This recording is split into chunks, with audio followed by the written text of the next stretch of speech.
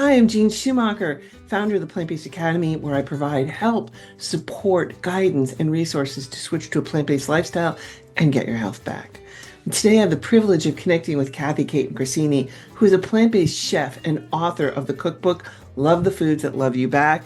And now she's introducing her latest cookbook, Love the Foods That Love the Planet, where she explains how we can eat both for our health and to help the planet. In addition to developing healthy, climate-friendly recipes from around the world, Cathy's a culinary instructor and teaches about environmental and nutritional impacts of food choices to help people to take steps towards a greener, healthier life. So thank you, Cathy, for taking the time to be with me here today. Oh, Jeanne, it's my great pleasure. Thanks for inviting me. Oh, well, first, I just got to touch base on your culinary instructor because, like, I've been to your house, you've had cooking classes there before, this is before COVID, and I just can honestly say how much I've learned from you, and you're just like the most incredible, creative chef. And, your recipes are all whole food plant-based, SOS.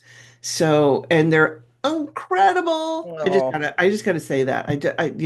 That's from the heart because whoa. no, I'm feeling it. And thank you so much. And oh yeah, we had so much fun in those classes, didn't we? That was an era and it was really rewarding to do too. Yeah, I miss those so much. Yeah. But you just wrote another cookbook called Love the Foods That Love the Planet. So what's this about? Talk to us. Yeah, so in this cookbook, it's really looking at the climate crisis, but from the perspective of food, which you don't hear about that much. What we eat, how we produce it, how we cook it, how we source it, and how we can repurpose it so we don't waste it. And there's advice there for, particularly for the home chef. How can we lower our carbon footprint in our households to alleviate some of the pressures that are weighing down on the climate right now? It's got over 100 eco-friendly, really healthy recipes that have been inspired by home cooking from all over the world. Every recipe has an eye-popping photo, sometimes a two-page spread. It's a very visual cookbook. Thanks to my photographer husband, Giordano. What was the reasoning behind this? Apart from sharing your amazing recipes, just saying. The climate has been something I've been focused on and really concerned about in recent years. Just watching all the extreme weather events destroying lives and livelihoods for people all over the world, worsening as time goes on. And so I really wanted to understand the issue, and I wanted to see, what were some positive constructive ways that we could all help because I wasn't finding that out there. And so that's really where I drew my inspiration and the purpose behind the book. And it turns out that there's quite a lot that we can do. The climate is going through a moment right now. 2024 is looking to be the hottest year on record. And this coming on the heels of 9 previous years where we broke records every single year. And climate change it's provoked by the burning greenhouse gases from fossil fuels. And there too, it's very disconcerting because emissions from fossil fuels are hitting record highs this year as well. So the planet is getting hotter and sicker as we go. There was a report that just came out a couple of days ago, the State of the Climate report. They called it perilous times. And I hadn't heard this in the previous reports. The language here had a different tone to it. And it was basically the message was we are pushing the planet to its limits. We're in a precarious moment. It might push our climate system so far that the damage to it are irreversible and could really, as they said, quote, imperil the very fabric of life itself on the planet. So, that's pretty grim stuff. But there are, really positive things going on as well. There are a lot of people working in this sector doing their utmost, scientists, farmers, plant biologists, a lot of governments, we're making the change towards renewable fuels. We're trying to wean ourselves off, but there's at the same time, we're not where we haven't bent the curve yet. We're not where we want to go. So I wanted to, and my purpose in the book was to show people that there are things that we can do, on our own to make a difference and buy ourselves more time so that these devastating effects don't take hold. We have a window of time, it's narrowing. We have about 10 years from what the scientists are telling us, where we can still have an impact and prevent the worst catastrophe. I mean, if we think these 100-year storms that are happening with regularity now, it's just a precursor of what is likely to unfold if we keep going the way we're going. It's a moment for us all to take stock and to roll up our sleeves and to do what the Brits did during the Blitz and everybody do our bit. So that was my purpose in writing the book. In a With good nutshell. cheer. I always remember the Queen Mum, with good cheer. With good cheer, indeed. Because I have to say, when I was teaching environmental science, I was teaching an AP class, and the kids, after, we were started in the beginning of the year, and after a couple of weeks, the kids were like, "Is there anything good going on? Please give us something to hope. Give me a Yeah, ray of sunshine of hope, please." And I'm totally. like, yeah, it's hard, and even then, trying to find something that was good going on was tough because we are on a path where it's like a speeding train that's out of control, It, and we've got to slow it down. yeah, yeah, and we can. And the good message is that it starts with what's on the end of our forks. So that's why this is a cookbook. Right? Yeah. Well, climate change and what we eat. What's the connection? Yeah. So this is so interesting. This is what I learned as I worked through my way on this topic and writing the book. I learned that the entire foods production, the food sector, is generates more than a third of total greenhouse gases in the world. More than a third. That is a huge piece of the climate puzzle. And it will be when we transition off fossil fuels. Doing that alone will not be sufficient to slow the train, as you put it. We need to do the food sector as well. The two have to go hand in hand. I thought, well, geez, if I'm eating locally, that should really help. And it turns out, to my surprise, that eating locally is a great thing and we should do it to support our local farmers for sure. But transportation costs are really a small part of the puzzle. It's not what's driving food climate emissions. The emissions from the food sector are driven from three basic things. One is land use, how we use our land. Are we cutting down our trees? Are we draining our wetlands? Number two, how are we farming the land? Is it sustainable? Is it not sustainable? How many inputs? How much power from fossil fuels are required to make the fertilizers, make the pesticides, irrigate the fields, and on, and that differs by commodity, by crop. And lastly, how much of food, and this really blew my mind, how much of the food that we produce is lost or wasted all along the supply chain. And it turns out that loss and waste is responsible for 1/3 of all the food that's produced, never reaches the market. So there's a tremendous amount of waste as well, even in our kitchens. So that's part of what I'm talking about in the book as well, and giving people guidance for how to bring down, so we're not part of the problem, we become part of the solution. And, when we dial down a little more and we're looking at, okay, so, the food sector, this and that, what specific foods should we be eating? I mean, does it make a difference? And it turns out, yeah, it really makes a huge difference because the foods that are the highest emitting, and at the very top are the ruminant animals that also are emitting methane, which is a very polluting greenhouse gas, in addition to how they're using the land and all the land that's required to grow feed crops to feed them. And, it's just so much. So that would be beef cattle, lamb and mutton, dairy cattle, but also pork and poultry and fish, farm fish. They're pretty far up there as well. I also learned that it's not just animals.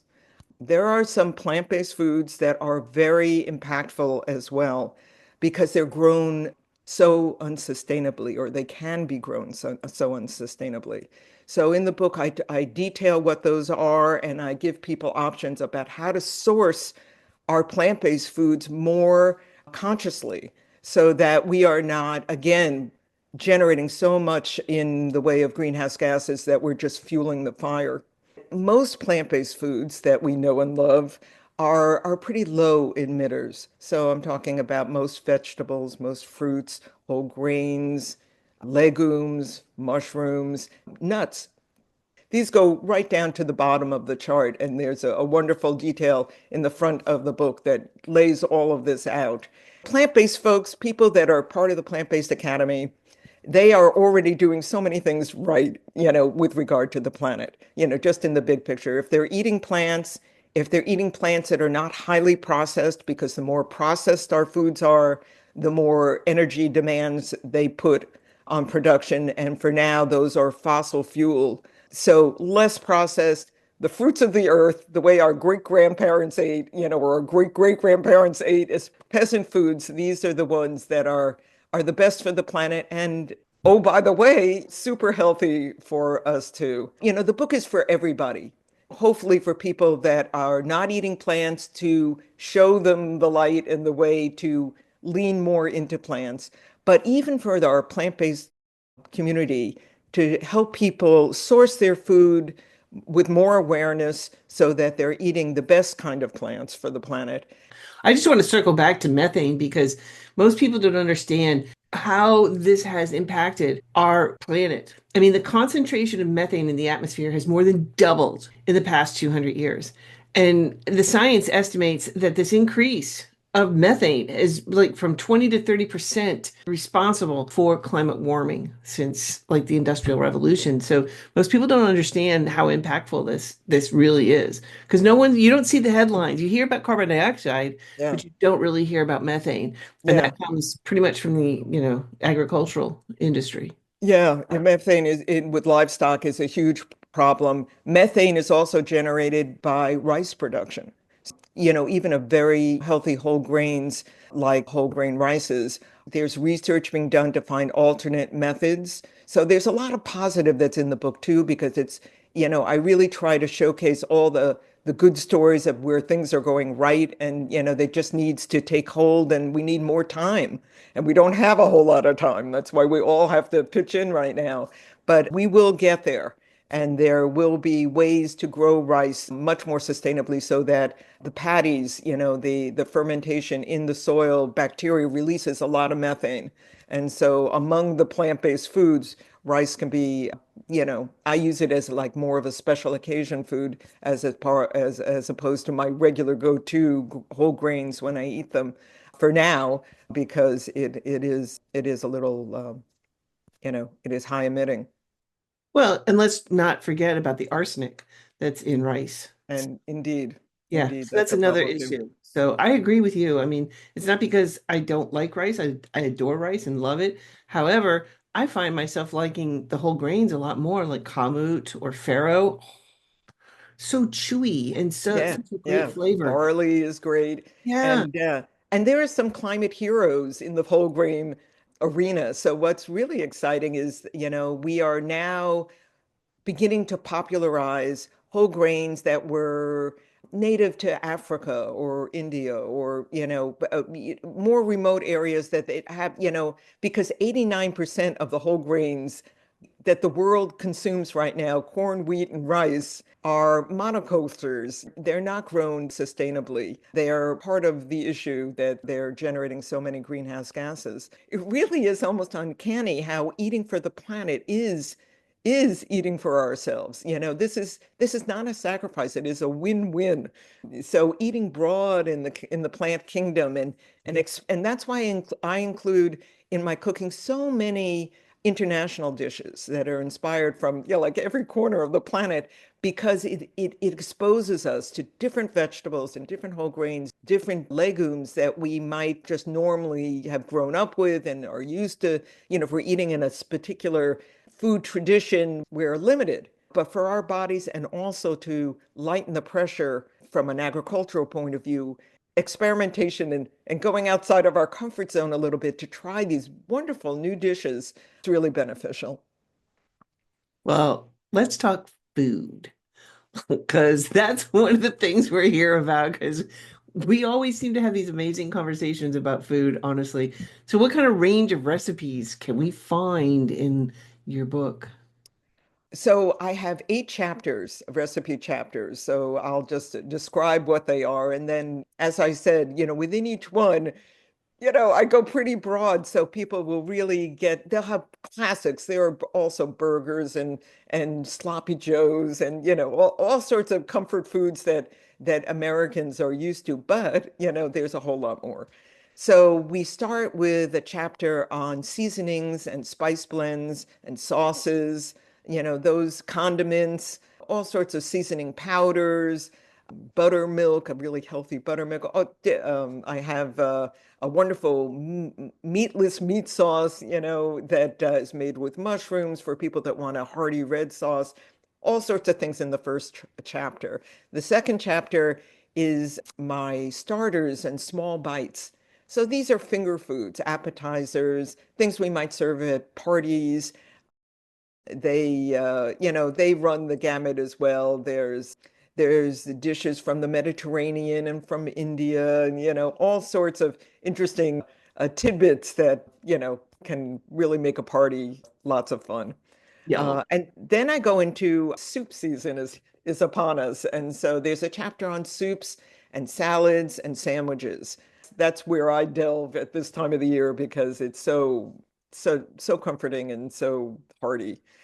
And then we have a chapter on breads and crackers. So if you don't want to take time to make a yeasted bread or even a non-yeasted flatbreads, crackers are a great way to go. And there are so many whole grain crackers that we can do. So I have a bunch of interesting ones in the book and crepes as well, because, anytime you roll food in dough, it's always more joyful. So that's that's that chapter. Then I move, I think, to side dishes. And side dishes are bean dishes and vegetable dishes that may not be the focus of the meal only, but they're team players that we might, marry to another dish and make it supper. And then I have a chapter on entrees, main dishes that really, again, very diversified. And I broke that chapter into 2 chapters because I had so many recipes that I really wanted to share. And so I made one of them celebratory because even though they're all a celebration, but that chapter has recipes that are a little more involved, maybe, maybe more when you have a little more time or if it's a rainy Saturday and you feel like doing something splendid, that's where you might go for in the celebrations chapter. And no cookbook would be complete without sweets. So there are sweet endings to the cookbook as well, with all sorts of desserts that are mostly fruit filled and very creative. I'm just going to name a couple of them because I know we can share some photos. There's a mango salsa. This could be used like a chutney with South Asian cooking, with mangoes and Thai red chili and shallots and lime and ginger. Lots of lively flavors here going on. Great on burgers. It's great on canapes if you have any kind of little crostini that you want to make an appetizer. Even that alone is really tasty, or as a dip. But it's also good on all our Mexican food. So that's just one example, but it's colorful and it's cheery. It's one of my favorites. There's a soup that I just adore because it's so easy and fast to make. And it's such an environmentally friendly soup. So I wanted to share it with you. And it's my asparagus recoup soup. And it's called a recoup soup because I'm using those woody ends of the asparagus that normally people just toss and it goes in the landfill, or maybe they throw it if they have a garden on the compost pile. But anyway, we don't eat it typically. And I'm going to be doing a demo for the Plant-Based Academy with this very recipe so I can really show you what it's all about because it's really very easy and it's so velvety and smooth and has a wonderful texture when you get done with it. And it's one way to really repurpose our food waste. And you can do similar sorts of soups with the cores of cauliflower broccoli stems, collard stems, or kale, or, you'll find many, maybe you mix the spices up a little bit just to keep it interesting, but there's just so many ways to make soups with the vegetable parts that don't get a lot of love all the time. And so this is a good recipe for that. Salads get such short shrift because so many people find salads just boring.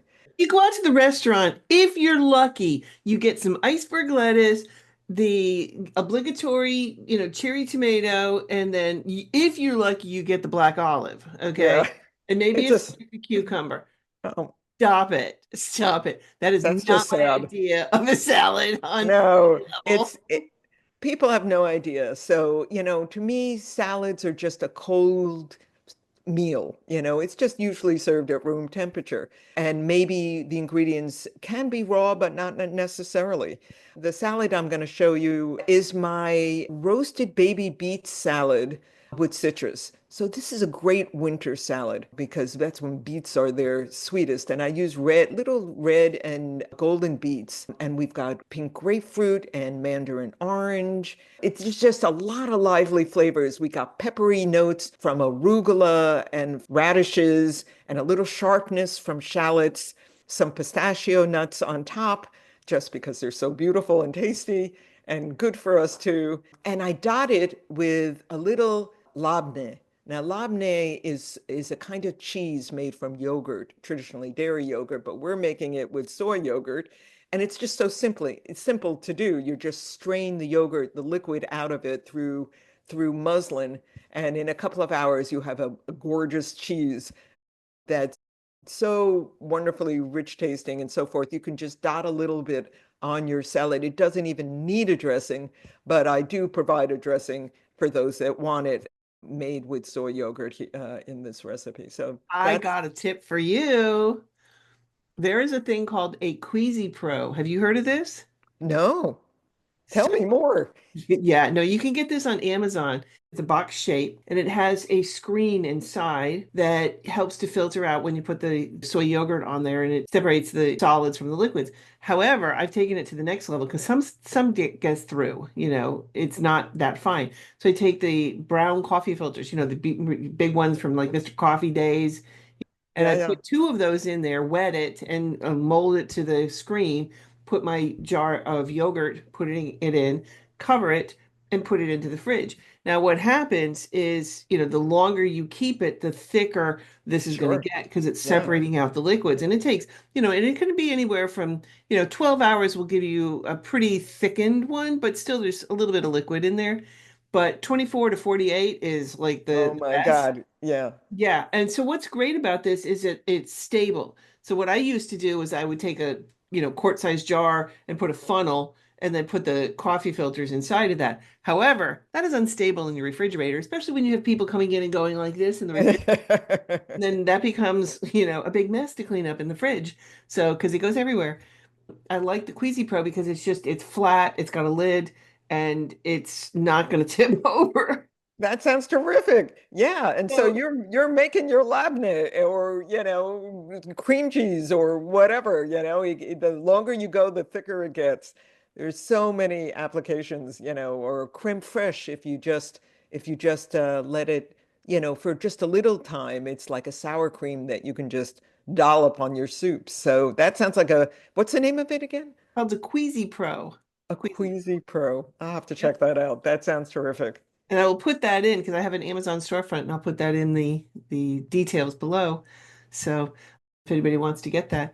But it's amazing. And you don't have to use it, but I have to say it makes it so much easier in the refrigerator. And I actually have several of them because like, if I'm having a party, I might have two or three different Two of dips. them going at once. Yeah, Yeah. that's great. Yeah, So yeah. yeah, that's my tip for Kathy. That's good. That's new for me. I appreciate it. Thanks. Let's see, what other recipes do I just have a couple more? There's a brassica biscuit bake. When broccoli and cauliflower really are the most delicious after the first frost. It's the best time of year for these vegetables. And so this is a very simple biscuit that I make with my better buttermilk, which is in the recipe. And so it's a buttermilk corn crust. And then I douse the vegetables in a white sauce and it all gets baked up into a casserole. And it's so pretty and it's really tasty. There's menazale, which is a wonderful vegetarian stew that hails from Palestine, Syria, Lebanon, that area of the Levant. And that's made with chickpeas and tomatoes and eggplant. It is enlivened with a spice blend called Baharat from Tunisia. And there's a recipe for that in the book as well. And Baharat is just, it's got sweet spice, it's got chili, it's so exciting to the palate. And it really makes this stew and many others, just terrific. So that's menazale. And then I think I go into desserts. And so there's a clafoutis made with cherries. Clafoutis is a French confection, normally made with all sorts of things that we don't really want to be eating for the planet, like, milk and eggs and white flour and cream and sugar and all the rest. This has none of that, but it is phenomenal because it's got a thin gluten-free crust, and then I make a plant-based custard that the fruit bakes in. It makes just a really wonderful, beautiful dessert, and you can do it with cherries in the springtime, but apricots, peaches, plums, all work beautifully with clafoutis.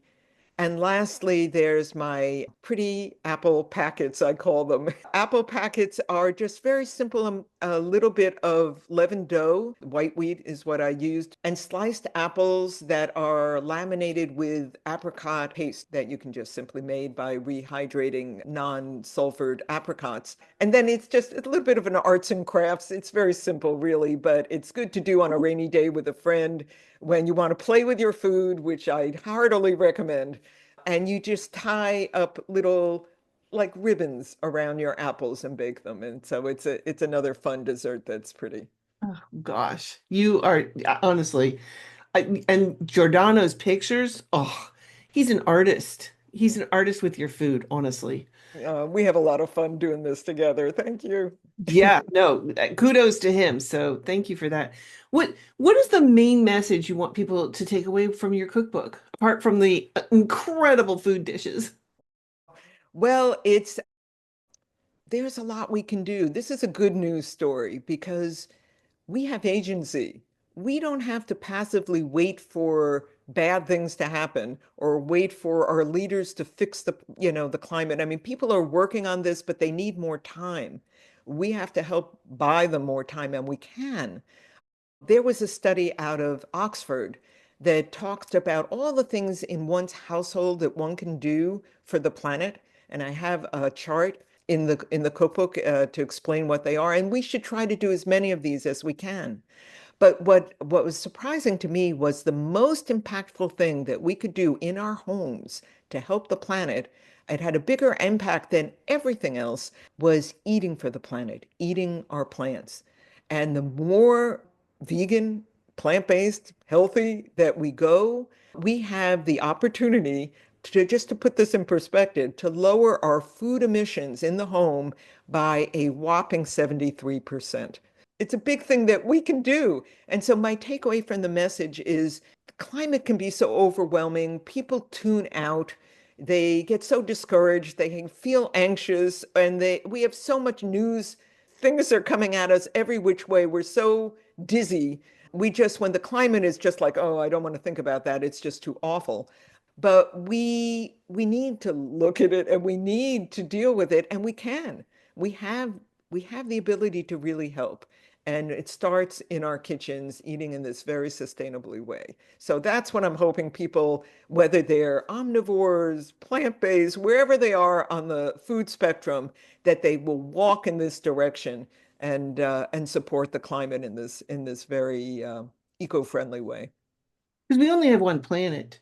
And I use this analogy. I used to use it in class because it got kids' attention. Because my father, we had a Volkswagen bus, 5 kids, 2 adults, we Right. needed the Volkswagen bus. Yeah. And in the back seats, there's only these windows that go like this. There's like two on either side. That's it. And so you can't roll down the other windows. Oh dear. And my father, I don't know what his digestive system did to whatever he ate, because like, oh my God, I mean, the gas coming out of this man was Oh like no. horrible. And we knew that if my father rolled down his window, okay, we dove for those little events because we knew it was coming back to us and we were going to die. We knew that we weren't going to be able to breathe, that we would lose like brain cells in this Oh process, geez. it was pretty bad. My mother, same thing. As soon as she saw that window going down, she did hers too, because like, oh my God, I'm gonna die. I'm closest to it. Looking at a window. But I use this analogy. At least my parents could roll down the window. We can't roll down the window on this planet. We have one planet. That's it. Okay. So we need to take care of it. And we haven't been doing a very good job over the last couple hundred years. We've just really abused it. We really need to Totally take true. this time to correct it so that we can heal our earth and heal our bodies at the same time. Because I see so many people that are sick and unhealthy and and are on the medical treadmill and just have no hope. And so, it's not only our bodies that need to be healed, but it's our planet that needs to be healed as well. So, Totally true. I could not have said it any better. Very near and dear to my heart as well, Jean. me too. So thank you. Absolutely. So, what advice do you have for anybody worried about climate change and how do they start? What do they do? Start wherever you are. My message here is like all we need to do, and the cookbook is a guide, may it make our lives just, your journey more joyful and more creative. Just take a step in the right direction. Add a new climate-friendly, healthy recipe to your repertoire and try something new. Try some vegetable that you've never played with before or a new whole grain and just build it from there and go at your own speed. Food is love. Food is one way that we communicate. We've always shared it. It goes way, way back to our early hominid experience around the campfires. So let us cook for people that we love, share what we've learned, and talk to our friends about this topic. If we all started eating for the planet, it would shift consumer demand. It would alter what farmers grow and it would begin to heal the planet as you put it. So that's all we need to do. It's joyful, it's delicious. This is not a sacrifice. It's just learning something new that you haven't done before, and it's not hard. Yeah, no, for sure.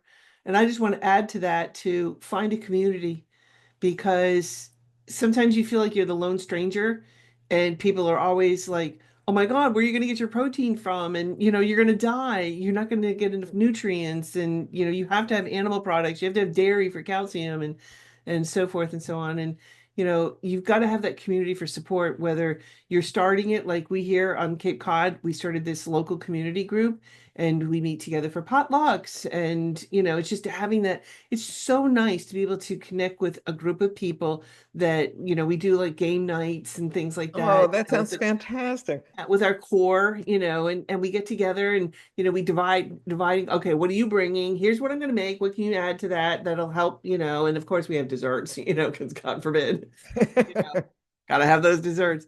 And it's just incredible when you have that support.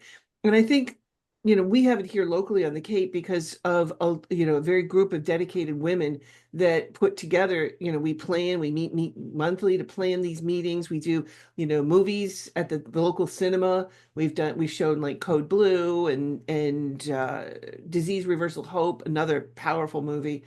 And we do things like that. We have restaurants where we focus on those and we have them make a meal for us and say, Wonderful. okay, come, and it's so awesome. But I think that's another reason why, because not everybody has that, and you're out in the middle of like, the Midwest where it's the cattle country and you're like, yeah, no, everybody's eating meat and, Yeah. or Wisconsin where everybody eats cheese, and just things like that. So you're not so that you're alone. So I think that's why I created the Plant-Based Academy. And so I have, a free network that anybody can join. And then I also have plant-based basics and continuing education. Basics is for somebody who's just starting this journey, because you're going to have a lot of questions and there is a lot to learn. So that's one of the reasons why I started this whole thing, this whole process. But It's phenomenal what you've done and what you're building, and thank goodness for it, because so many people are benefiting, and it's really beautiful to see. And I just wanted to mention that in the book as well, because what you say is so true about community, that people feel isolated and they feel like they can't do it alone. Back of the book, there's listings of all sorts of climate related resources for people to reach out to locally, nationally, internationally. So you can get involved and, even if you can't do it in person is the best. We're social animals, so it's really natural for us to do that and healthy. But even virtually, there are so many ways to be involved and to find people of like mind to walk hand in hand with for our health journey, for our bodies, and also for our earth, who has a terrible fever. We need to help heal her. so true. Well, Kathy, I can't wait to start diving into your recipes. When is your book available? Yeah, so it's on pre-sale right now, but we're here in October and it hits the shelves uh, on November 5th. So it's almost here. And, it's hopefully people will find it helpful and fun and get a lot of use out of it. Well, Kathy, thank you so much for taking the time to be with me here today and share your incredible recipes and your book that's going to help save our planet. Thank you, Jeanne. It was such a joy. I really enjoyed it. Thank you.